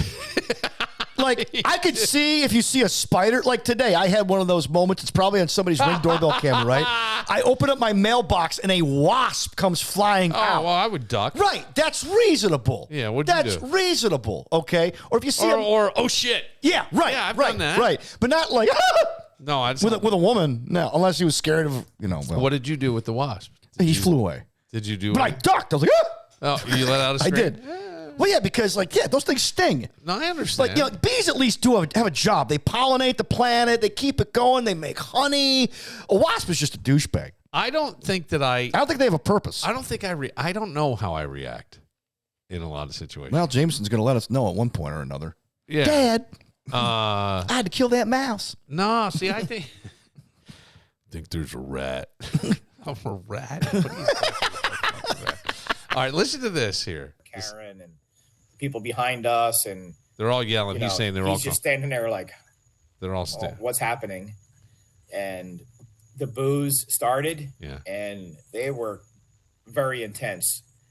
Once it got going, you could feel the depth of how many boos from the stadium. I don't know if it was up on the TV or not. I couldn't check. I was kind of busy in the moment. And she sat down with, I guess, her husband or whatever, and the boos got so bad he was kind of trying to keep off camera. Yeah. And eventually he got up and started walking away, and she was hollering at him for something. She even got up and was yelling and pointing and whatever, and he just walked away. He walked up and that is my favorite part of this whole story. I don't want to talk to anybody else in this story but who, Danny? Who do I want to interview? The husband. That's right. I want to talk to that motherfucker. Karen's husband. I want to know how the fuck you can't get that dog on a leash. Come on, man. Fucking talk some sense into that two-tone fucking haired bitch. Or on the flip side. Like every guy, I just don't want to hear it. Of course, I get it. Oh, believe me. Yeah. I can't believe. I'm not getting dragged into this. Like, we got a buddy who was in a car with his then wife sitting in the passenger seat. He was in the driver's seat. And the construction truck in front of him apparently wasn't moving fast enough. Yeah. So the wife, or the ex-wife, leans over and starts honking the horn. And the dude in the construction truck puts the car in park, or truck in park, and gets out, and our friend's like, you want to write that check? You looking at his wife? You want to write that check? You want to cash that check? God. You want to cash that check? But that's what I should say. Out of all this, and you go, I'm with you. Don't fire this lady. I heard that today. I hope it's not true. Two wrongs don't make a right. I don't think the kid is that traumatized. We live in a world that's fast, because the father even says the guy's name is Drew Feltwell, and he's the one who got the ball and gave it to his son Lincoln, and eventually gave it back to the. Yeah, he just gave it back. What was her name? I don't know what her name is. Yeah, we should. It's better off. We don't need to bring it more attention. But yeah, I mean, Karen. She they call him Karen, which is bad, because if you're named Karen, we know some nice Karens. Yes, they're all cool. Do you? I know one nice Karen. Yeah, there's another Karen. You know, our friend Scott's wife. They used to live here. You actually went to Taylor's with them. They don't live here anymore. No, they moved to Florida. Oh, they're swinging down there. No, they don't do that anymore. Are you sure? No, I asked. Yeah, but I mean, I asked specifically. I go, so because I kind of joked around about 10 years ago. Do you have a number for him? Yeah. I would love to talk to him about getting out of the swinger life. Okay. Yeah. I think they both got out. I think there were specific reasons. I'm not going to delve into them because people might know them. From what I was told, though, they got out of it. Okay. They got out of it. Do you have a way to contact him? Yeah, I got their numbers. Well, I was at their going away party. You were? Yeah. Oh, wow. It was at a bar that's now a car wash in Henrietta. Oh, Bar Louie. They tore it down. Now it's one of Kevin's buddy's car washes, apparently. Do you, okay. So at the going away party, did anything happen? No. No hooking up? No, none of that. No trying to get you to be Danny the Bull? No. In fact, one time, I guess unbeknownst to me, I guess that almost happened. Really? Well, you told me about it. What do you mean? Apparently, I was out at a place on the west side at a bar, and the two of them were there, and apparently she wanted to take me home. Oh. And I had no idea. Yeah. And even if I had, I'm like, I appreciate that, but no, I'm sorry. I can't do that. Yeah. You know? Yeah, but I didn't know this, and the husband contacted you and said Danny had no idea. Yes. What he could have had. Right. And I was like, yes, I do remember. Do you realize my name is Christian Dan? Yeah, but so what? God made the flesh. No. Have fun. Kill the flesh, Danny, Billy. He said no. Kill the flesh. He said have fun. No, he didn't say that. You got one trip. No, he never said that. You know what he said? Fuck them all. Where was that? The Maccabees? The Catholic Bible? Yes, it says fuck them all. Oh, don't say that, Billy. Billy, do not add to the word of God, especially that. Oy, please. No, you guys made a whole segment out of it. People are texting me. Did. I'm sure we did. Brown, check this out. I am so... Tommy's going, your Lord gave you urges. Yes. And made you a human being, bro. Yes. And you didn't, you passed that up. I'm like, pass it up? I didn't know it was available. But even if I did, no, I'm not doing that. Yeah, I think I couldn't have done it myself. No. I would have gotten too weirded out. I couldn't do it.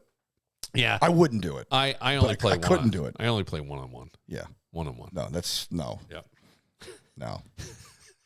That was long before my boo.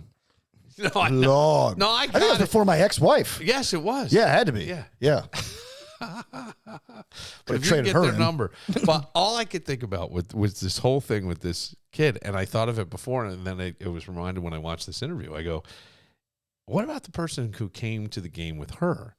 And I go, if that's her husband, I do wonder if you end up divorced, because this cannot be the first time something like this has happened. That's all I'm going to tell you. Oh no, I'm not saying that it has happened in a ball game where she's gone and demanded a ball for somebody.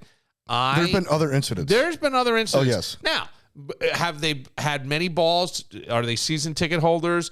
And many balls have been hit there, and everybody else gets them, and she's just fucking had it. But you took it. I mean, a 10-year-old kid, and the father, like I guess some of the guys on some sports station, it wasn't ESPN, are like, now watch this. He takes the ball and gives it to her, and one guy goes, well, I think he showed how to de-escalate a situation. I think that's a great father to his son. He goes, I wouldn't have done that. And I'm going, yeah, what do? You like hit her? Like shove her away? You know what I'm saying? Right. I mean, that's what happens next. And I'm not even saying like your first instinct is to hit. If this woman is screaming in your ear, and you're standing by your kid, I may have reacted violently. And you may have just put your hand out. Yeah. And God forbid she fell. Right. Now you know what I'm the saying? a-hole. Right. But all you did was put your hand out because it's so jarring. I'm not saying, I thought, so when you look at this, other than the scare, I thought the guy handled it well, and in the end, the Marlins came up with a gift bag, and then he got to meet the player. But the only one I want to talk to, is the husband, who was like, get me, I just want the fucking earth to open up and swallow this entire stadium. I just want to disappear. I don't want to be anywhere near you. I don't know you. I mean, honestly. And then you got to wonder, like, she looked like she was a little bit older. A little? Well, I'm going to say mid-50s, maybe? I would say, I mean, like, my late age. 50s, early 60s. Yeah. Okay. Driving a Subaru. Okay. Yeah. But she's married, and she... Supposedly. Well... Yeah. Yes, she is. Yeah. She... Wearing the pants. Listen to you. Now, look, you can each have a leg in the pant. Can't you? You can each have a leg in the pant. Oh, okay. So she... But this dude, I mean... I don't even know. You derailed me here for a second. I apologize. I'm just no. I do that a lot. I'm just thinking, like, where did this guy, like, where does he go? What does he say afterwards? What's the calls? What's the ride home like? Well, that's what I mean. What are the kids saying? Yeah, because you probably have adult children. Yes, that's what I mean. And this guy said he got a ton of text messages as soon as it went down because it was on camera. I think they showed it in the stadium. Oh, they did. Yeah, because it's a home run ball. I mean, you can't do nothing no more. I thought. This summer, we've had a couple busted having an affair at a Coldplay show. Yes. And we've had this incident. Well, I'm sure there's been others, but I'm missing. But either way. You do not want your worst moment on camera. Okay, so what do you do if that is your wife? What do you do? What do you say in the car? Beth would never do that. It's not what I said. My ex-wife might. That's not what I said. I said if that were your wife, if she did something like that. God great, honey. We are now going viral because you had to have an $8 baseball. Okay. So you would say that? Oh, yeah. I would say nothing on purpose. Like, I wouldn't say anything because there's nothing I'm going to say. Well, we have microphones, so I had to say something. No. Well, I'm telling you what I would say. Okay. No, I agree with you. I would say... You could do it. I think in that moment, I would say fucking nothing. It would be a silent ride home, and I wouldn't say anything. Mm-hmm. Or I would be like, good thing I got my balls still. I'm glad you got, I'm glad you got your. But I don't think that guy's saying anything. No, that's all. What I mean. I think you would be just saying nothing out of disgust. I think he's saying nothing because he's a pussy. Maybe, but I don't know. Like, part of my language. It happened so fast. I'm so angry today. So fast. I've been saying a lot of bad words today. Yeah, you're really. Which I never do. You're letting the Lord it's like down. It's like when Josh Allen fumbles four times in a game. Wait, he hasn't done that in a while. What's going on? Hang on. I think you have said in the past mm-hmm. that all sin is equal in God's eyes. No, all is, yeah, I have, and that's not correct. All is sin, but that doesn't mean it's equal. Okay, murder is not equal to swearing. No, I was going to say swearing or going with Scott the Swinger and his wife. I don't know. You might have even. No, it's all sin, but like there are greater sins and lesser. It's all sin. It's all bad. None of it's good. But I mean, it doesn't necessarily mean that sin is equal. That's not. I've said that in the past, and I was wrong for saying that. I said that on the radio show. I never said that here. Okay. Now, as far as back to the story, though. Yeah, I wanted to say. One thing I miss about, and we do this on this show, that we would do on our old show that nobody else would do, is always interview the person who either got arrested, yes, or who was the loser in the case, yes, or we always got the better story. Everybody else would always go for the winner, or the champion, or the police officer, which is great. No, but we always got remember the one guy we interviewed? He ended up like. He was polygamous and didn't realize it. He was married to 2 women at the same time because his divorce paperwork wasn't filed properly. And so he came on the show with us to talk about it. Right. And most shows, like the other one that you mentioned earlier, well, I can't believe this guy. Yeah, because they're so stupid, so A to B thought. Right. So I'm going to go off now. Why? Such mouth-breathing idiots who served the white trash of the Rochester area and somehow had great ratings because they were just because we have so many amoeba-minded people in this freaking community. All right. Okay. And yet let's talk to the dude who committed the crime. Let's talk to the guy who lost the case. Let's talk, because that's always the better story. Yeah. Well, isn't it? Because here's the thing. And they would talk to us. Why? Because we would hear them. We would listen. Nobody else would. I don't know if that was a me thing. I think more or less on that show with that. When we would do, well, yeah, but like Tommy also loved it too. He didn't want to talk to the. No. I'm not saying that, but that was my preference, and my thinking behind all this stuff is like everybody's going to talk to the father and this little boy. Mm-hmm. Great, so you're going to get that story. Everybody's going to talk to possibly her. What were you thinking? She's not going to talk to. No, she ain't talking. But if somebody could just find the husband and go, man. Even if he doesn't talk into a camera or a microphone, and you could just get him to go, oh my God. Right. Now you see what I've been living with for the last. The picture tells 1,000 words. You know what I mean? It's just it's right there. It's so perfect. Tony Kornheiser. Do you know who he is? He was a writer for the Washington Post for years. He and Michael Wilbon just re-signed to the ESPN. They're the godfathers of just sports talk in general. He had a line, and it's the greatest line in terms of storytelling. He goes, the best story is always in the losing locker room. Yeah. In life. Yes. Not in sports. No, it was a sports reference. Right. The better story is always in the losing locker room. Right. Always. Right. And we would always go that route. The second person I'd want to talk to is the mother of the kid. As you watched all this go down, and another woman come over, another woman's perspective. What would you do? Like that to me would be interesting. More interesting. I don't give a shit. I mean, yes, we should all be happy. The father did a nice thing, and okay, everybody else can stand and applaud. I want to talk to you two. Right. You two broads, come over here. Come here. Hey, come talk to me. That would just be interesting to me, and I really want to talk to the husband. Oh my God. Yes, that's the better story. Just even if there's no story, his reaction. Oh, yes. God. I mean, terrible, Billy. Terrible. Terrible. I wonder if he never, I forget when this happened. Last Friday night, Thursday or Friday night. Did he talk to her all throughout the weekend? Just avoid her. Oh, thanks, honey. Nice Friday night out. Did he just go, fuck it, I'm sleeping in the basement?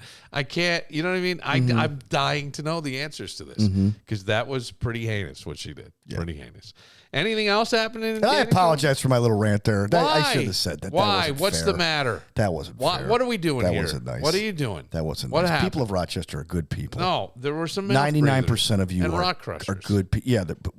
Well, there were some shows that served the mouth breathers and the rock crushers. I understand. I thought they did well. I thought they did a great show for what it was. It wasn't I used to say that all the time. Wasn't your style. Not my style, but I see the value. I see it. Yeah. I see. They were good. Mm-hmm. Yeah. Look, they were the only good afternoon show 95.1 ever had. Truly. Afternoon drive show. Let me put it that way. Yes. Because we crossed into the afternoon, but we were not an afternoon drive show. You were considered a midday show. Yes. Okay. We were considered a midday show. Yeah. That is true. Buddy. Oh. Yeah. And it was number one at one. Yes. Whatever. Often. But they, Yeah. You made fun of me on that show once. Yes, I did. For getting into the Hall of Fame. No. Which wasn't my call. I couldn't get into the Hall. I did not get into. I didn't get into the Hall of Fame. I actually mentioned you in my speech, by the way. I said there's several people who belong in here. I stumped for you, and I stumped for a few other people. Well, they've since closed the Hall of Fame. It's defunct. Yeah, because the guy that the Hall of Fame is named after has passed away. Yeah. But apparently there was a falling out, and so they didn't, since 2012 nobody's been inducted, which is a shame. I don't even know if that's a major there anymore. Yeah, it is. Yeah. Is it? Yeah. Because on senior day, when I announced the seniors, I have not announced that so-and-so is graduating with a communication journalism degree. I have not said those words in years. Yeah. We need to change that. Yeah, we should. Seriously, we need to figure out how to change that. We should. We got to get on it. Yeah. We got to get on So I apologize for my anger today. It's all right. Charlie, no. That's Charlie part Kirk of it. That's a big part of it. Yeah. I mean, come on. The whole thing is... It's just awful. Yep, it is. All right, for the Dawgs. Playing their charity gig for... There's something to make you smile. Best Buddies. For Dan Barillo, and I like that Ryman shirt. I stood on the stage. I know. I stood on the stage. The and my wife told me, all right, get off. You're holding up the line. You're taking... Like, this Grand Ole Opry, boo! I'll never have this moment again. Yep. Somebody hand me a guitar. We'll see you tomorrow. Things have gotten worse. Seems a land of opportunity for me is just a curse. Tell that judge in Bakersfield I'm tired of have to wait.